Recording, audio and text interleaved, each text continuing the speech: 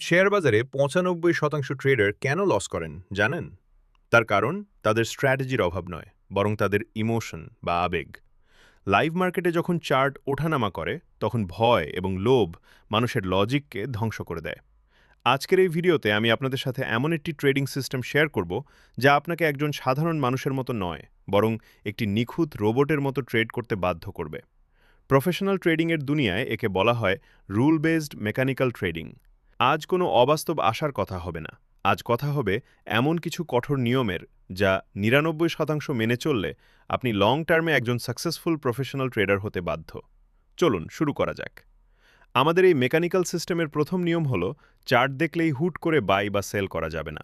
বাজার রকেটের গতিতে ওপরে যাক বা নিচে নামুক, আপনার তৈরি করা চেকলিস্ট ম্যাচ না করা পর্যন্ত আপনি ট্রিগার চাপবেন না। একে আমরা বলি ইফ দেন ফর্মুলা। আপনার এন্ট্রি স্ট্র্যাটেজিতে অন্তত ৩টি টেকনিক্যাল কনফার্মেশন থাকতে হবে। যেমন ইফ, যদি প্রাইস একটি গুরুত্বপূর্ণ এবং প্রি-ডিফাইন্ড সাপোর্ট বা ডিমান্ড জোনে আসে, অ্যান্ড এবং সেখানে একটি বুলিশ রিভার্সাল ক্যান্ডেলস্টিক, যেমন হ্যামার বা বুলিশ এনগালফিং তৈরি হয়, অ্যান্ড এবং ভলিউম বা মোমেন্টাম ইন্ডিকেটর বায়ারদের সাপোর্ট করে, দেন কেবল তখনই আমি সিস্টেমে বাই অর্ডার প্লে করব। যদি এই শর্তগুলোর মধ্যে একটিও মিস হয়, তবে সেই দিন কোনো ট্রেড হবে না। No setup, no trade. ট্রেডিংয়ে টিকে থাকার সবচেয়ে বড় চাবিকাঠি হল রিস্ক ম্যানেজমেন্ট। আমাদের মেকানিক্যাল সিস্টেমের দ্বিতীয় স্তম্ভ হল দ্য ১% রুল। আপনার অ্যাকাউন্টের মোট ক্যাপিটাল বা পুঁজি যাই হোক না কেন, যে কোনো একটি নির্দিষ্ট ট্রেডে আপনি আপনার মোট পুঁজির ১%-এর বেশি রিস্ক বা স্টপ লস কখনোই নেবেন না। এর সাথে আপনাকে কঠোরভাবে মেইনটেইন করতে হবে ন্যূনতম ১:২ রিস্ক রিওয়ার্ড রেশিও।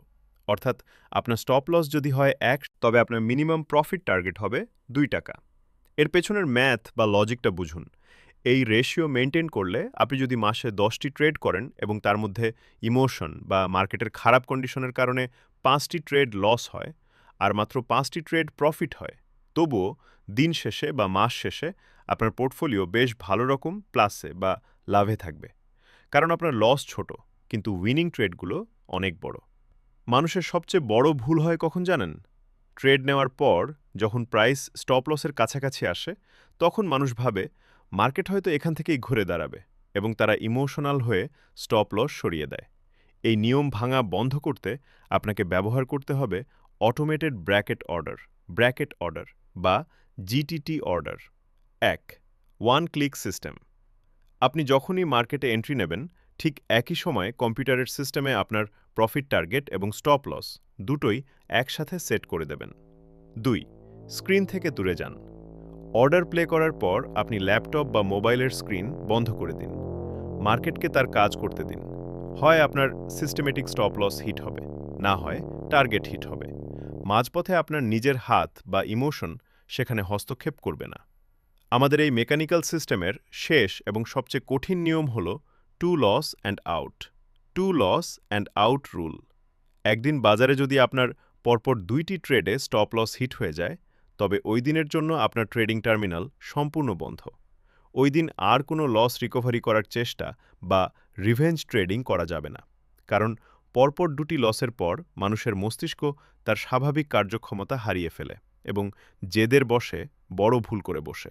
একই সাথে দিন শেষে আপনাকে মেইনটেইন করতে হবে একটি ট্রেডিং জার্নাল। আপনি প্রফিট করলেন নাকি লস করলেন, তার চেয়ে বড় স্কোর হবে আপনি আপনার নিয়ম ১০০% মেনেছেন কিনা। নিজেকে প্রতি সপ্তাহে নিয়মের ওপর ভিত্তি করে নম্বর দিন। বন্ধুরা, শেয়ার বাজার কোনো আলাদিনের চেরাগ বা জুয়া খেলা নয়। এটি একটি পিওর ডিসিপ্লিনের বিজনেস। আপনি পৃথিবীর সবচেয়ে সেরা ইন্ডিকেটর ব্যবহার করতে পারেন, কিন্তু আপনার যদি এই মেকানিক্যাল সিস্টেম বা নিয়ম না থাকে, তবে আপনি কখনোই লং টার্মে প্রফিটেবল হতে পারবেন না।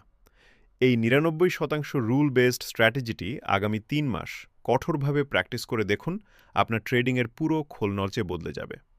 ভিডিওটি ইনফরমেটিভ মনে হলে লাইক এবং সাবস্ক্রাইব করতে ভুলবেন না।